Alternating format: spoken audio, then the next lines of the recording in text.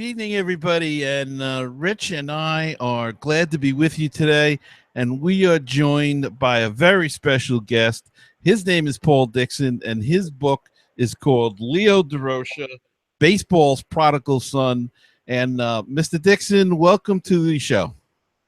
Oh, so happy to be there. Now, Durocher was quite a character going back to the 20s when he broke in with the Yankees, and really a colorful guy. And I remember as a kid, as that guy in the Dodger uniform on Mr. Ed and the Munsters, and he really had quite a legendary career that spanned many decades. Yeah, I mean, as a player, just as a player alone, he came in 1925 when the Yankees picked him up from the Hartford Senators. He played a couple of years of minor league baseball, and then he went on to the Murderers Row Yankees, and then from there he went to the Cincinnati Reds, and from there to the St. Louis Cardinals. Excuse me. And he was there for the Gas House Gang period. Then he goes from there to the Dodgers, Brooklyn Dodgers, and then he becomes a player manager, and then he becomes a manager, and of course that's in Brooklyn and the Giants, and later the Cubs and the Astros. And what's really interesting is he's there for almost every major event. I mean, he's there for the Bobby Thompson home run. He's there for the Jackie Robinson entering Major League Baseball. He's there, he's there to get in fights with Ty Cobb and Babe Ruth. And he's at the end of his life, he's there to get in fights with guys who play for the Expos. So it's really a remarkable career. And then, of course, there's a secondary track to the career. One is as an athlete and in baseball, and he's a good ball player. He's a great, fantastic defensive shortstop. Not a great hitter, but then he's got this other career, where his best friend is Frank Sinatra, and he's in the movies, and he's in TV, and he hangs out with Danny Kaye and Judy Garland and all these show business people. Yeah, he really had quite a career and ran into some trouble, though, with one of his best friends was George Raft, who was known to have mobster friends, and Leo, of course, was attached to that. But they actually shared a house in California at one time, did they not? Oh, for several years, this off season. And, of course, when Raft was in New York City, he'd stay in Durocher's apartment, and this is between several of Durocher's marriages, of which he was married 4 times. But the stuff with Raft he met in 1920, in the late 20s, when he comes to New York. Raft is there. He's a song and dance man for one of the nightclubs, and Raft at that point, his name is Ramped, and Raft and they become pals. This is before the movies, but it's part of Durocher's sort of modus operandi. He's always hanging out with the gangsters, not the gangsters, not like Murder Incorporated, but more bookies and bootleggers, that kind of gangster. And he has pals in New York that get him in trouble, and he gets pals all over the place. There's a guy named Sleepout Louis Levinson who's there for most of his life. He was a guy he meets in Kentucky. When he's in Cincinnati, he goes across the river where there's a lot of gambling in Newport, Kentucky, and he gets to know some guys there are pretty heavy hitters in the world of fixing horse races, that kind of thing. Now, you mentioned his time with the Yankees and Murderers Row as a player, and he had a bit of a run-in with the great Babe Ruth over a watch. Would you mind telling us that story? Yeah, he got there. He was so arrogant, so full of himself, that he immediately achieved the dislike of the rest of the team. I mean, these guys, the Yankees at that time, were a proud group. And this guy comes in, he's, as a rookie, he shows up in, with spats and a cane. He looks like Maurice Chevalier, he's a rookie. And he's all dressed to the nines, and he's in a tuxedo all the time, about to go out with, at the Broadway. So, but he and Ruth, right from the start, they don't like each other. He considers Ruth really stupid. He calls him dummy, picks on him as much as he can. And then at one point, Ruth discovers a watch is missing. He believes it's Durocher who's stolen the watch. It'll never be proven whether he did or didn't, but Ruth goes to his grave, the last public appearance, right before he passes away at Yankee Stadium. He turns to the then commissioner, Happy Chandler, and says, "I'll never forgive Leo because he stole my watch." And the other players, when he was managing, the other benches would go, they'd start going tick tock, and of course Leo would go crazy because that was an allusion to his stealing the watch. Paul Lee, and interaction with famous Yankees. Could you talk a little bit about his interaction with Ty Cobb, one of the notorious players of the 1920s? Yeah, he basically came into the big leagues. He learned some of this stuff in the minors. That he one of the managers at St. Paul had taught him that the way you make a big name, you really want to be a big box office sensation in baseball. You get into fights. And he leaves St. Paul without his front teeth. He's got a chip on his shoulder. He wants to pick on the biggest guy in the room, and that's going to be somebody like Ruth or Ty Cobb. Immediately goes after Cobb, calls him a skinflint, starts really bench jockeying him. He claims at one point that he forced Cobb to go out because he forced him off the base. I mean, he was pretending he was Ty Cobb in terms of his fierceness, but and Cobb really hated him, and he had this thing all through his life. He loved to sort of pick on the biggest guy or the more famous guy in the room, and it goes, some of it's crazy. When he's married to Lorraine Day, Lorraine Day is playing opposite John Wayne in the movies, and Leo would go down to the sound studio every day, and if Wayne started kissing Lorraine Day in a movie scene, he'd get all upset and make noise and stalk around like a wounded deer. And finally, John Wayne had to have him banned from the studio. He couldn't come down there. And Wayne said in one of the memoirs, he said, "This guy really made me nervous." So he picks on people like John Wayne, Ty Cobb, Babe Ruth, and unfortunately, he picks on other guys that were good guys. He and Jackie Robinson had a real falling out in 1948, and took them years to patch up that relationship.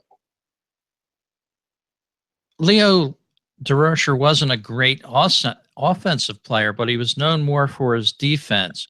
What carried the day the most for him as a player early on in his career?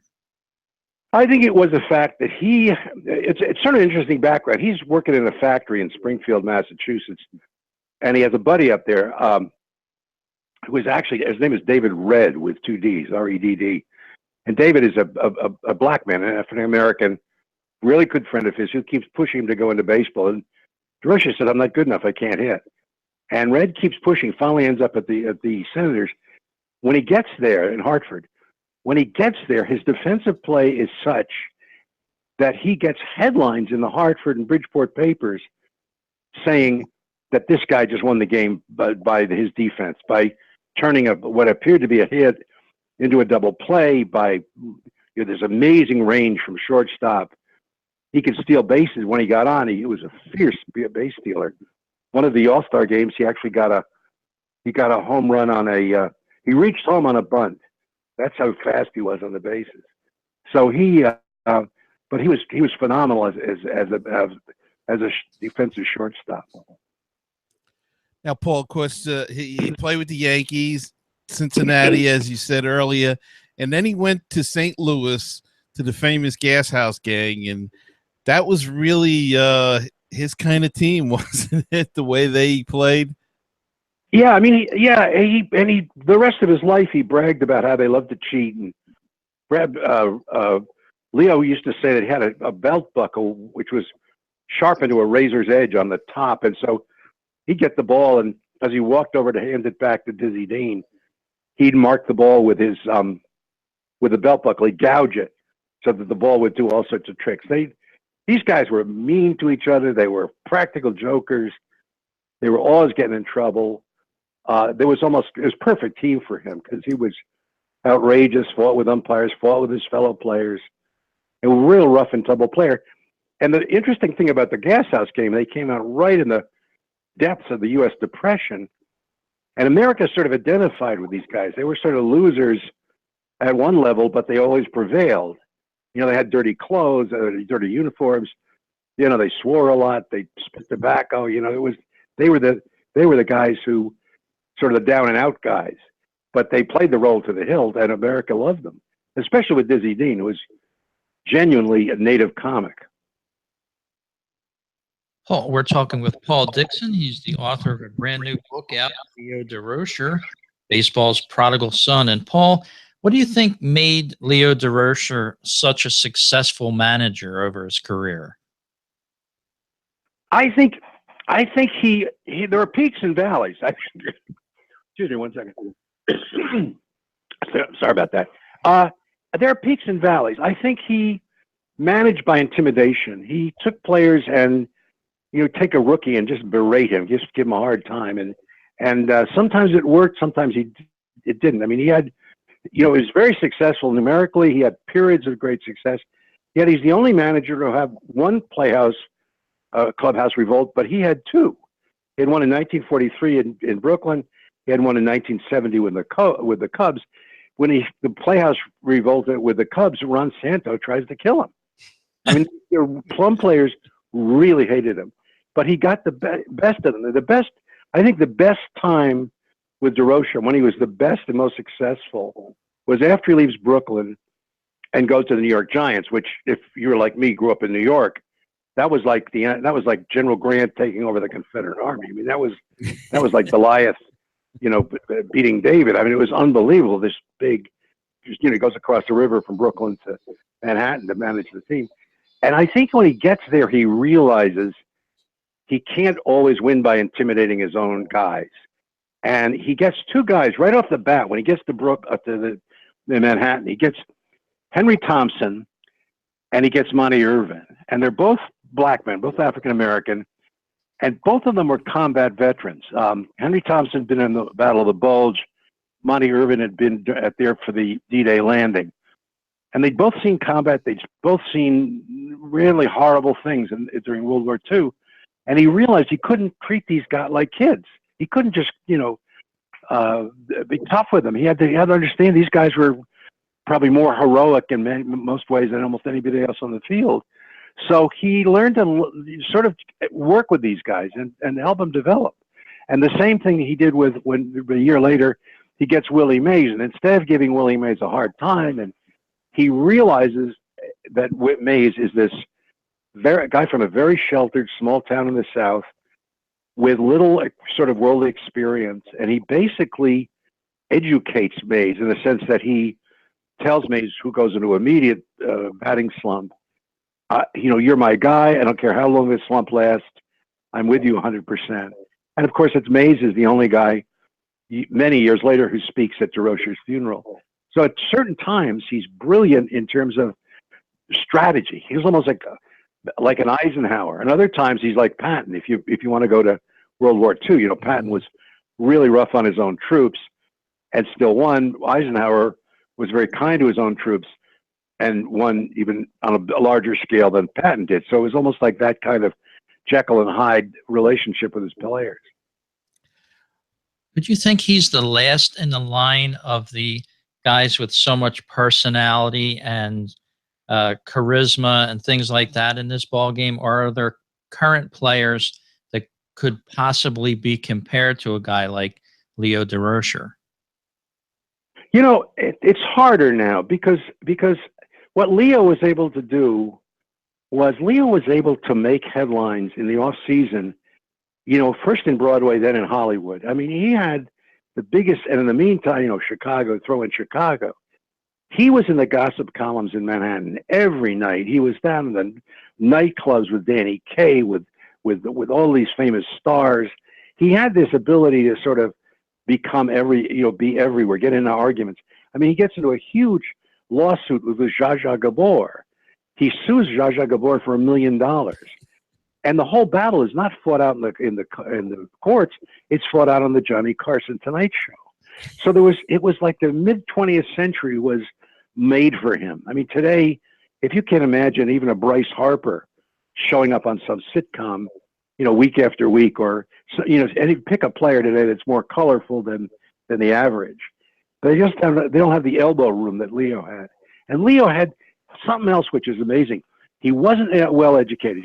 He never even made it to high school, but he had this ability with language that was amazing. He could, during World War II, he would go overseas and entertain the troops. He would go to Japan after the war. He was over in Italy right after the Nazis were beaten there. But he could entertain. He knew how to entertain troops. He'd get up on a stage, and he'd have the whole place in the palm of his hand. And he had this ability when he goes to Brooklyn. Somebody looks at him and says, "Leo, are you Jewish?" And Leo says, "No, but Durocher rhymes with kosher." So he had this, he could always have this funny line, this comeback, and I think that's what helped make him. And of course, the famous "nice guys finish last" is sort of a condensation of what he said at one point. But he's in Bartlett's quotations. How many ball players are in Bartlett's quotations? So I think that's what made him different. I don't think you'll see another. I don't think you'll see another Stengel. I don't think you'll see another Ruth. I don't think I don't even know if you'll see another. I don't know who, but I mean, there were those Yogi Berra. There were the players, or Dizzy Dean. It was almost like an opera growing up in New York, and not just New York, but we had these characters, and they played off against one another. And there was Stengel, the sort of the wise but tongue-tied professor, and there was Durocher who'd fight with anybody. He'd trip his mother if she was running around third base, and he was, he had a chance to trip her. I mean, that was one of his favorite quotes. So you had these characters all operating on the same stage, and you don't have that today. It's hard to find that kind of character out there. Yeah, I think that's really a thing of the past now, those characters as well as player managers. You don't see any of that kind of stuff anymore in the game today. They're too worried about working out and looking like Greek gods, I think, and maybe we need a little characters back into the game. But you mentioned the mutiny, and especially the one in 1943. Could you go into a little bit about that? Yeah, I mean, he basically, it all boils down to the fact that he got on a player's back for having missed a sign, and he basically he benches the player for 3 days, and the rest of the team just can't believe it, and they come into the dugout. They're about to go on the field, and people are throwing their uniforms in his face, and they refuse to go out on the field, and they're cursing him, and finally he pervades. They get him to go out on the field, but it's pretty well known all over Manhattan that the newspaper guys were in the room when this happened, and it was just part of his. He could be really ruthless with his own players, and when he gets to the Cubs, and I'm jumping ahead of the story here, but he gets to the Cubs in 1969, and he's really, and of course the Mets are coming from behind. They're coming out of nowhere, and he's really treating his players badly. A player will come to him, a pitcher will come to Leo and say, "Skipper, my shoulder's hurting. I can't go the full 9 innings." He'd throw him in for the 9 innings because he almost as if he was punishing them, and he'd leave ball games in the middle of a ball game and go to visit his stepson in summer camp, and he demoralized that team. And over the years, that 69 Cubs, the players one by one came out and eventually said he almost did everything he could to hold that team back.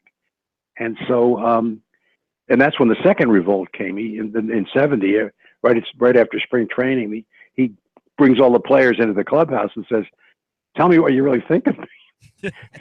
Ends up with Santo with his arm around his neck, expressing what he felt about him. So it was a different, today, if that had happened, you imagine what the sports, the television, what the ESPN, with everything, the 24-hour news cycle, all this stuff would have been a major national crisis, clubhouse revolt. We're talking about Paul Dickson, author of a new book, Leo Durocher, Baseball's Prodigal Son. And Paul, you have an excellent website here. It's called pauldicksonbooks.com. And I got to say, you're almost like the Ben Franklin of authors. I'm going to dive into some of your works when I get a chance to. What's your favorite thing to write about? I know you've written over 65 books so far, many on baseball, but do you have a specialty you really love?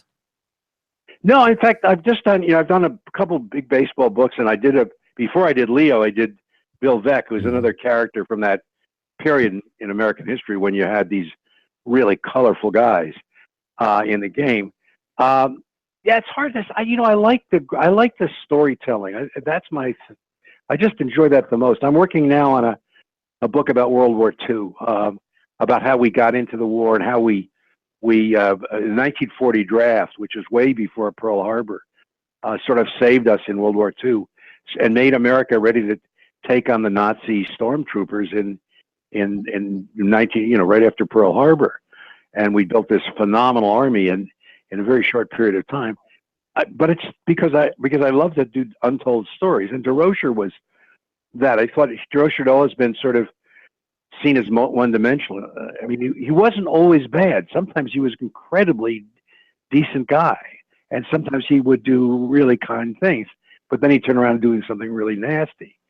And for a writer, it's easier to do an easy character who's all bad or all good, but it's a little bit tougher and a little bit more fun to have a person who's a mix of the two.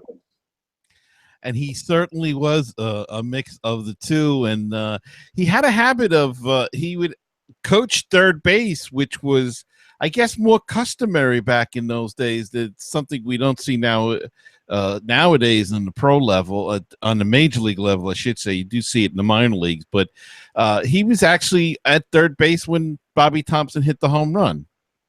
Yeah, that was his position. I had friends. So I grew up in Yonkers, New York, which is right above the Bronx, and I had friends who would go to Giants games, that was actually Manhattan, but and I had a friend who grew up going to Giants games all the time, and he said they'd come to the park. The kids would, and they said that first they'd look for Lorraine Day, who was his wife, who's this, beautiful, beautiful movie star. And first the kids would look for her, wanted to get a glimpse of her, and then they'd watch Leo. And before the game, he'd come out and he'd take his spikes and kick out all of the lines, the lime lines around the coach's box with his spikes. He'd kick out every bit of the line. And then he coached from there, and the kids loved to watch it. It was such an act of defiance. It's like saying, I'm going to work outside the lines. I don't care about the lines. And even at the Polo Grounds, he'd kick them out one day, then they'd put the lines out there. The next day, he'd kick them out again. And so, that was part of the fascination for the guy. And, of course, after his career as a manager, in between, I should say, his stints managing, he had a short career as a sportscaster, and that was a little controversial. He was the first guy. He was the first player he and Dizzy Dean were the first two guys in the broadcast booth, and Dizzy Dean was there for complete comic relief. He didn't even have a writer. He'd get on there and just break people up.